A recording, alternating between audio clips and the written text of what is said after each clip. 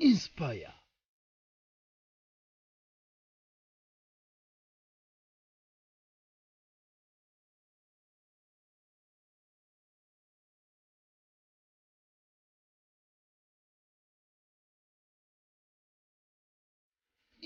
nga bwe nkutegeezezza abawala ennaku zino baagadde obulamu obulungi ne basukka naye ekirungi kyabwe ne babukolerera.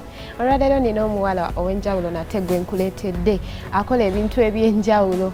Actually I think she has been following our show. Mbadde ndaba nnyo comments ze ku YouTube. Thank you so much for following. I think she sent me a message ng'akyali bweru. Nangamba bwenzija bwenti so yakomyewo njagala abeere ng'atweyanjulira. Omulabi waffe mubuulire amanya gwani? Amanya gange yenze Shakira naye nkozesa Shaki My Love ku platforms zange zonna. I'm a content creator too. Kola YouTube, kola makeup, kola fashion and design, I saw. So and I'm a social worker by profession. Tubuulire otandika otya, like after campus? So after campus, me and my dad twali to planning because I did social work at Chambog. And in specializing in mental therapism, in mental health. So try to planning, I go outside countries because social workers are highly paid and they are on a high demand in UK. So try to planning and then to take Sente, and because we wanted immediately after graduating, I leave. Enga mwaina plan. Because abamu tusoma nga tetumanyi graduation kasitegwa tumanyi wakutandikira. Because I also believe you have to be ready for the opportunity. You don't have to wait for the opportunity to come and then you'll be ready. So but nebitage na bulungi so ne batuba sente bichebe ne batufera. But again I was so disappointed. So I decided when I married at campus. I was so stressed. Okay, I got a job before nga sina graduating nakola internship esembayo because tukola internship bili never they retained me, so they were paying me naye nga bampa sente ntono. It was 330 and I have a dream, a big dream that I couldn't wait for. Like that money wasn't going to be enough. You know, I'm a girl, I need to dress up. 300. Bali wampe mtwala tumwetana. Mwaka chogo. 2019 ngagwako. Ngatazikumala. Zaite yali atandika obutandisi. Yes, mnali ntandika naye nina ekiroto so zai olanyi wobera nze I believe buli ekintu kyemba nkola situnira ku kintu kyaleero kyakati. I look at the future because today is going to go and how about tomorrow? Ashitegeera. So nensalawo ebyenkya byanca naye Katonda naye ayamba beyamba so olina enkya kyateka you have to give the plan. So nensalawo we try to call a graduation, so I was attending my friends' parties and they were waiting for mine. So the money they gave me, because I told my dad I just want something simple because at the campus naiga makeup, I learned to do makeup. Ngankola mpola ngankola yo ngabampa like ngafunayo ba customers abatono ba campusers, sometimes ngafunayo ku wedding ne bakwawe batyo. So I used to make some money because I love being independent. Ntya nnyo okusaba. Even when my dad could provide for me money, ntya okumugamba nti I need this, so it's so hard for me. So ate yankuza kimanyi I have to hustle. Kitegeera. Ekyayika kituufu ffenna tutandika okutya okusaba. Omanyi buli weemanyiza okusaba kikukwatirayo n'obeera nga gwolowooza buli kaseera buli weemanyiza okusaba you get so comfortable ate n'obeera nga you expect, and it's not good to expect because if you do that someone is going to like ogenda obeera ng'osuubira nti oli agenda kukuwa ssente naye ate nekituuka nga tafutayina oba naakuma is there right ate n'omunyiigira so it's not good. So I was so disappointed. So what attending the parties, my friends' parties, graduation parties, and they were waiting for mine. Nae nakola nebampa sete. They gave me some little money, and because I had the other thing nti nali nina go traveling and in a better country with better salary and all that. So I used that money. I didn't do a graduation party. but everyone thought I was going to do it, even my family relatives. No, we don't do that. Actually, me, I don't like contributions. It's my dad.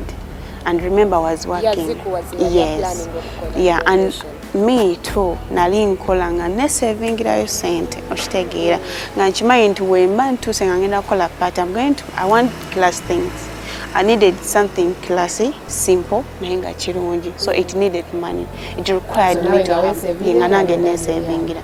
So try to agalanga, we just invite people. They come like 50 people or 100. They come on a special dinner. And then I didn't do that. So nengenda, I got waliwo mukwano gwange yali Jordan. Nemugamba, you know what, I think I need to leave this country because I was so stressed and I had some other things nga binsumbuwa. So nali ngandi ngamba, so maze okusoma ina kwera wanini, like how long is it going to take me to get what I want, to be in that place that I want to be in. So what I did, I used that money nampa company jakozesanga kuba yabaddenga agenda nga akomawo. So she knew someone who was trustworthy. Na I'm connecting her. So when I went there, bali batwalira bwerere ngosaswa sente entono.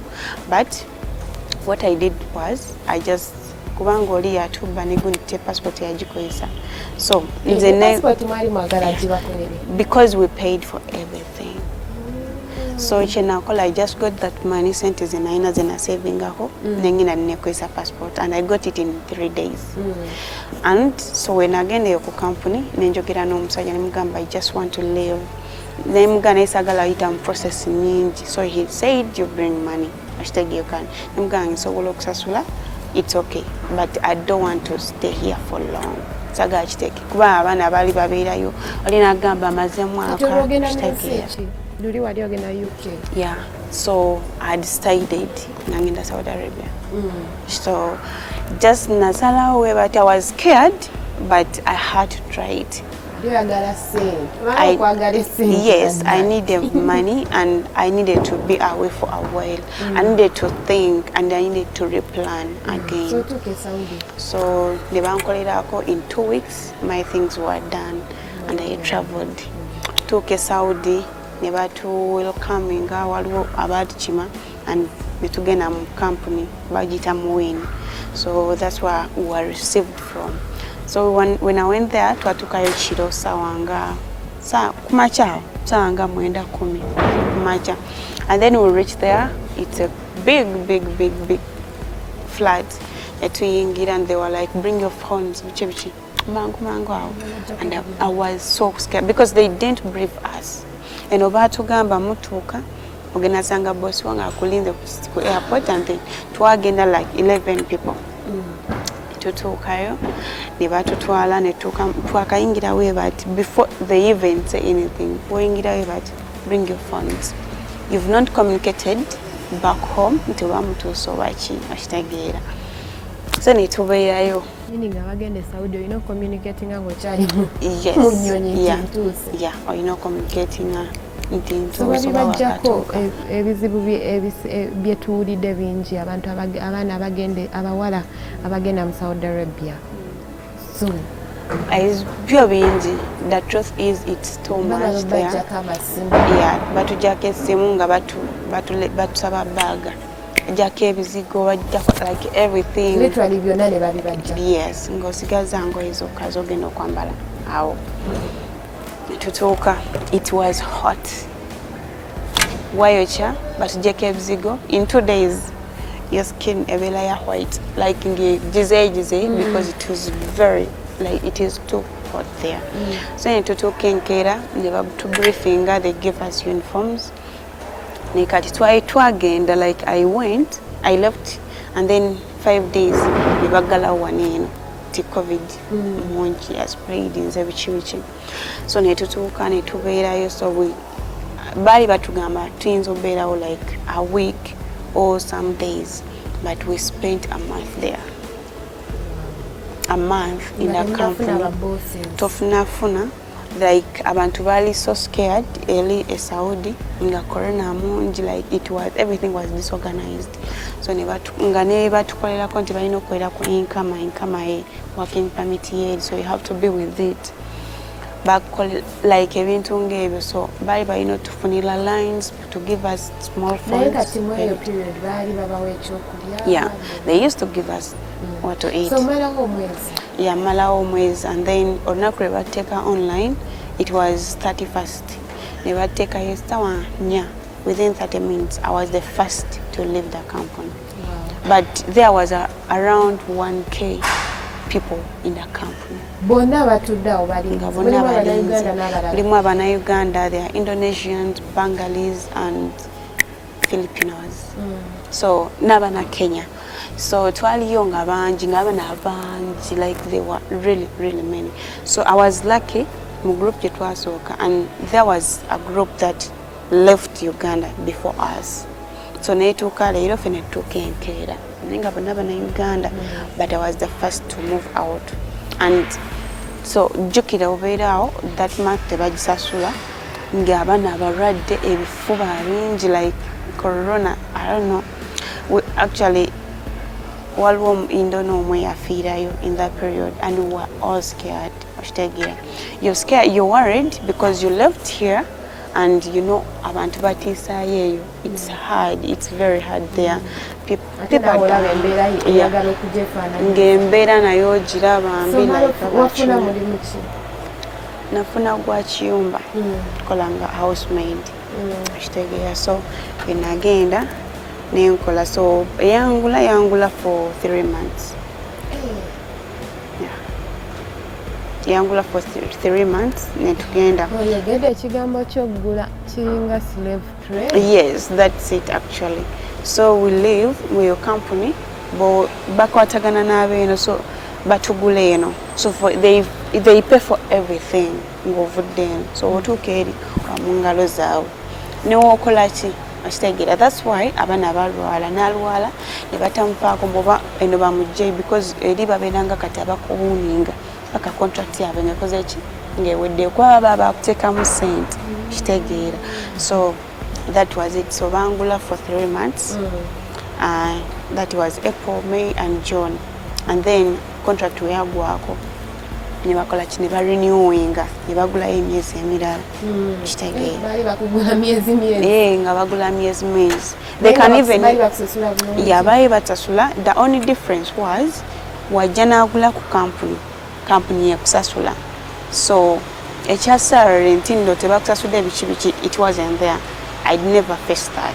Kitegeera kujjako omwezi ogwasooka gwe batansasula, and then that period nearly poisoned, like yeah. So ne bangula, and I spent there. Okay, before nga tebanangule nali ngenda, they told me there are just four people in the house, like the mom and dad and 2 kids.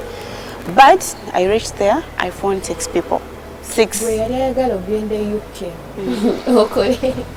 Okole ebintu ebirungi kati oli Saudi Arabia. Ati ndi Saudi Arabia. Ogenda labirira abantu. Otuuka mu nyumba mwali mbameka. Ntuuka mu nyumba we natuuka but nasangawo 6 people, abantu 6.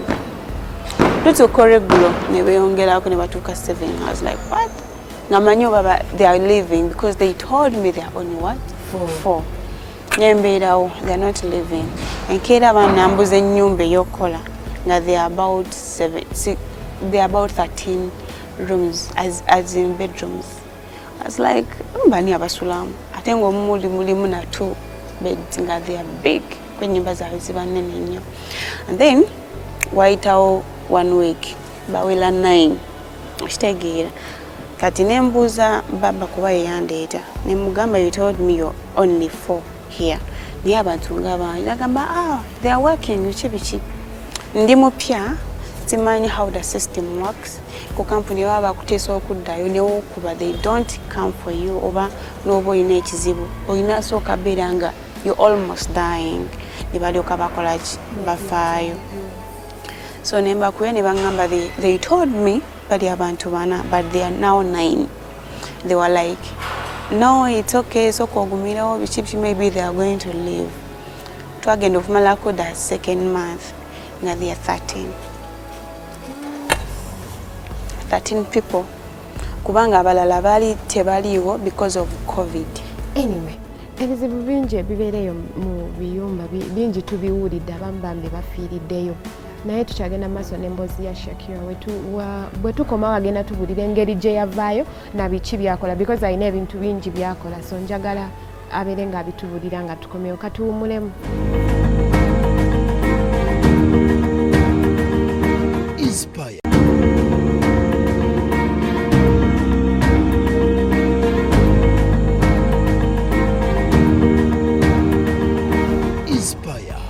Weewaawo kulikayo mu kuwummulamu okwo tukyagenda mu maaso n'emboozi yaffe ne show yaffe ya Inspire emboozi gye tugenda mu maaso ya Shakira tubuulira engeri gye yava mu kiyumba na biki byakola kati mpoziko okujjukizaako abanyambaza nabadde saakusomedde ennamba yaabwe abanyambaza be ba Clarets Boutique Joanne mufune ku 0772330591 oweefunira dresses ennungi bingi byayina so Shakira saagala tuleeyo nnyo mu kiyumba kuba ebigenda mu maaso ebisinga tubyogeddeko omala emyezi gyo abantu beeyongera ovaayo otya eyo mwe ennyumba contract yali ya myaka emeka myaka 2 so mwe ennyumba namalayo omwaka gumu n'emyezi 2 naye bali kati balinze contract nga namalayo emyaka 2 naye saagimalayo because waliwo abasajja bangi abalenzi bangi and they started to mistreat me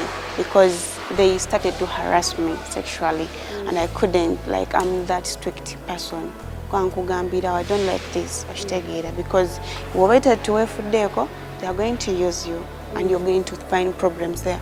Eri abasajja abasinga webabeere because remember waliyo bw'omu kiyumba abamu batiitiira g'obuvumu wabujjawa but the more you show them that you're so scared of them the more you obey everything bagenda okutandika okugira but the good thing is that I had a company so you could tell the company oba n'okubira police ne bakukima n'oddayo so when everything failed nga bonna bali kuza okujjako walimu omulenzi omu nga yali asomera America so he was so respectful kitegeera kwama yanyamba n'agamba no don't mind them I know biki naye n'agamba I can help you go back because it was too much and then that day when they poisoned me it was a man tata waabwe eyampa obutwa so kuvaayo mu kiyumba saavayo nti nomazeeyo contract yabukuwa atya wali okoze eki ebyo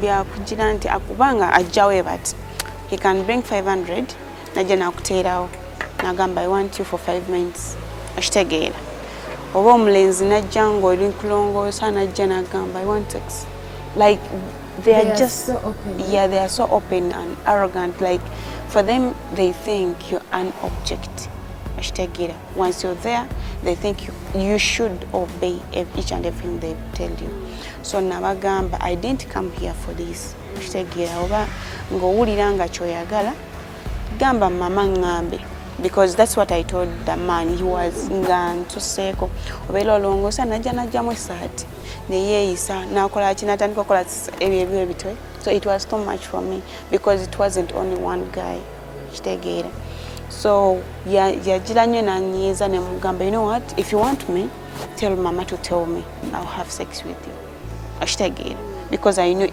he couldn't do that kati nakimugamba kola kikumwejjako kati nentandika nga niwaŋŋamba nti oba mukolere gahuwa its coffee ewaabwe kolera gahuwa nga simukola akitegeera mugamba gamba mama aŋŋambe nga kikyentegezaako okukola nga saagala any contact with them even talking to them or speaking to them akitegeera so nga yina omulenzi abayagala ekintu mugamba either agamba yeah so he found me there and he was so annoyed like a lot of things happened there and he was so annoyed so he came nalina engoye waggulu kuba nali nsula waggulu wasembayo nalina ekanzu nga nina engoye zaabwe nga njozezza so I had to iron naye nayinkyalina byenkola so I used to eat at 7 kumakyokera n'okola emirimu so you only eat at 7 saawa emu saawa emu ez'olweggulo naye lunch ye supper kitegeera so nali ndi kulya and then he came the man jajja nagulawo oluggi mufumbiro kuba nali ndiira mufumbiro naŋŋamba njagala kanzu yange nti jibi top bagiyita kutopu bo ne mugamba kansoke mala okugenda esibula sinabakola kijugolola because nali nkimanya alina kanzu endala ezokwambala n'agamba gireete kati amugoyini biki asagala tuleekaana naye n'ogenda ogireete ne mugamba it's okay let me go and do what and iron nengenda okwambuka emmere nenjibika kaawa so when I came back nengenda nengolola when I came back just kweyansanga nakatandika natandika butandisi nensiramu nenkolaki nendya I never even thought about that kitegeera kweyandaga nti ayangu wali kusimu biki nenzija nendya so after ndyawo kusinki njoza ebintu ndikoze ebintu mpulira sina maanyi olubuto olunuma so I have ulcers zinsumbuwa nnyo so I thought maybe it was ulcers because sometimes it is very too much for me ngamba oba nduddewo okulya bikyebyo so I was like let me first go up and I have a rest because I was so tired. I was very tired. So nenyambuka wagulu mpumulemu and then I come because nali nyinyuka saa 6 7 8 yeah ningamba let me first go up mpumulemu kati wali omwana bamuyita Arwa. She's called Arwa. She was my friend ngera neobanga kyekibaddewo ajja nampweza n'agamba it's okay don't mind that bicho kitegeera naye yali Mwarabu yali Mwarabu kati najja nemugamba mpulira siwira bulungi let me first go up I rest I'm going to come back angamba it's okay nenyambuka and then when I went just nagwa ku buliri I never had the strength of getting out but omutwe negunnuma mpulira ndiddiza olubuto olunuma and I just couldn't even move ashitegeera kati Arwa yali alina gyalaga oyo mwala yali alina gyalaga n'emikwano gye nga yampadde engoye enzigolole so nali nazigolodde dda because she used to give me nga wabanyi kyagenda ampa leero nga tyagala nsange nga nkola emirimu ampa olugoye like she was so understanding yali yampadde olugoye nangamba I'm going to put it on tomorrow nendugolola kitegeera so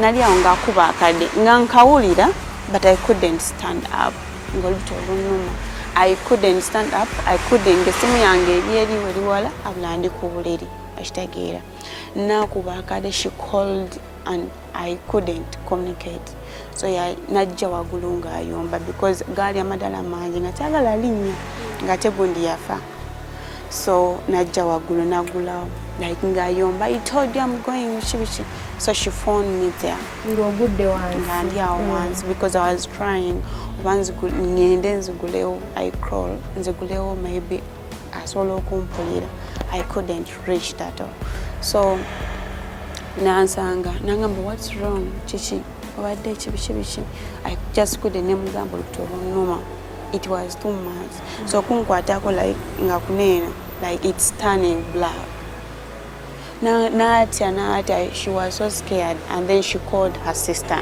omukulu namugamba Shagal ali waneno batita Shagal murada ali waneno she's not talking she can't move bichi najja so I just when we amukubirawe but that was my end Saddam kuwulira Saddam kutegeera kati nagenda okugiranga kale nga nsobola owulira ebintu ebimu naye like tosobola kugatta buli kimu kigenda so awo kwekuzayo eri ku kampani no kati awo nagenda ogira nga mpulira ambulance eze so it's the girls that did that then n'omulenzi oli n'omulenzi ndwaire gye bakugambira mbu obutwa yeah so nakoma awo nga mpulira emmotoka ejja they are rushing Sada mbiwulira kati mu ddwaliro ziri azalinga saawa emu kitundu awo bbiri around bbiri awo kati nzokuka saa nga 8 ekiro because eri ewaabwe emisana babeera beebase indoors and then at night babeera so active so I went and then ekiro nzokuka nga aba company bali awo waliwo mu Nigeria yanjaganya because we used to be at the company abana Uganda banji like abana bali so stubborn and I used to be walokali yali atuchunyaye and nga just imbeda kale amzemina obusungu so I don't react when I'm angry so nzokuka nga aba company webali nga waliwo n'oyo omuwala eyajja Arwa and then waliwo n'abasajja babiri from the house omusajja taata n'oyo omulenzi oyo yali mukwano gwange yalina empisa ennungi tuzuuka kati nga ne poliisi weeri ne bambuuza can you talk nti yes nambuuza what happened nga ndi ku kitanda bantaddeko gundi biki ne bagamba what happened yeah nga I just ate food and this thing kyensobola kuddamu kukola nambuuza what happened before ne bagamba he came and ngamba muwe ekanzu ye ne mugamba John nataddeyo ekanzu gye ziri nnyingi and he was like ayagala zino zampadde leero so I went up when I came back I ate food and that's all so ne bamugamba ne baleta musawo naleta results nga ziri awo kuba company yaliwo so naleta results ne bamugamba I ate something they didn't say poison but they said I ate something.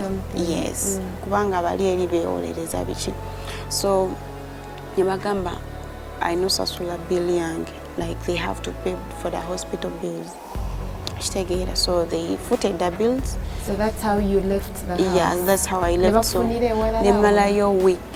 No, I spent 4 days then I went back to the company because I was very weak and I was so damaged. So I went to the company. Was that bad? Yeah, it was so bad. At kati nemalayo ne company nemalayo week. Those are all my steps. Nendo kanfuna chumba ekirala. Nengenda wala abuha it's 16 hours. Yeah, that's why I went. So nayo bangula for 3 months. Nayo namalayo 2 weeks. Why? Because bangamba ngenda labiro omuntu he got an accident but he can move bichi. So I found ngatasola ali paralyzed one side and he was a man. He was very big like ngamunene ngamwa simusobola already nalincha aliwe. So Shakira, time is not on our side. Ebyo bizibu byonna obiyise okomyewo wakadda recently. Yeah, nakoma mu March. When did you start your YouTube channel? I started my YouTube channel last year, I think. Ebyo birowoozo byonna obifuna oli eri mu kiyumba yeah, I was Saudi Arabia. Were you yes. planning okuddayo oba ogamba wenzira ya Uganda siddayo? I wasn't planning, just nali njagala kukolayo just myaka ebiri, just that contract. But did you get the money ze wali oyagala? Well, I got all my salary apart from that 2 months. Naye ndaya zonna bazinsasula. So what I did, I never spent my money on anything apart from me and the things that I wanted. So I just bought the sewing machines. Either when I came with 2 sewing machines, the computerized sewing machines. Plan. Yes, I already had a plan. Yes, because I love fashion. I've always loved it.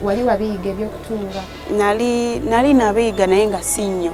So ebintu ebisinga byonna byenkoze like doing everything because ngandi online. Ngambigira wagula machines. Yeah, nagula machines really and I never bought anything else about my machine and my phone.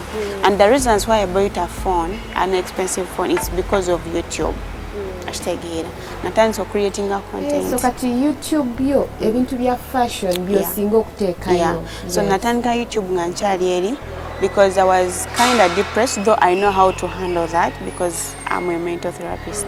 But I was like, let me share this. Let me share this because there's someone atamanyi wadde engeri handling omanyi nja kuzanga kati wakadda so far how is it going bichi byokozewo bichi byewenyumirizaamu? Well, now business yange naka opening out naye nalinga nasoka kola online immediately when najja. That's what I did. Nsoka nga nkola online bicheyo and then nemfokasinga ku YouTube channel yange kitegeera. So nga we nkola ebintu ebyo because I didn't want to rush nteke sente mu kintu and then after ngambe I don't like this so kitegeera. So as I was creating content and giving myself time nalinga setting up everything chenali. So this is my first month of at my workplace. So nanjigulawo and it's promising. It's really promising because yes, I know how to use it. I know how to use them. So far, how is the business? It's promising. It's not so bad as I expected because I was just beginning. No, chenjagade kumbozi ya Shaki nti like abantu abasinga bagende Saudi ng'agamba ngenda kukolayo emyaka 2 bwe nkomawo siddayo naye bw'akomawo bw'ati ssente zonna n'azikozesa n'atandika ate okunoonya ba agenti okuddayo nti at least you had walina ekirowoozo walina ekigendererwa nti ssente zo wamanya nti let me invest in sewing machines. Your last words, because nja kuza, I'm sure your business is going to be successful, so Yeah. I'll bring you back on that show. So yeah, cutting color fashion like this. I make my own clothes and for my customers. So the good thing, when I'm doing something, I give it time. So because I want when I work on someone, they come back. See, Yeah, so I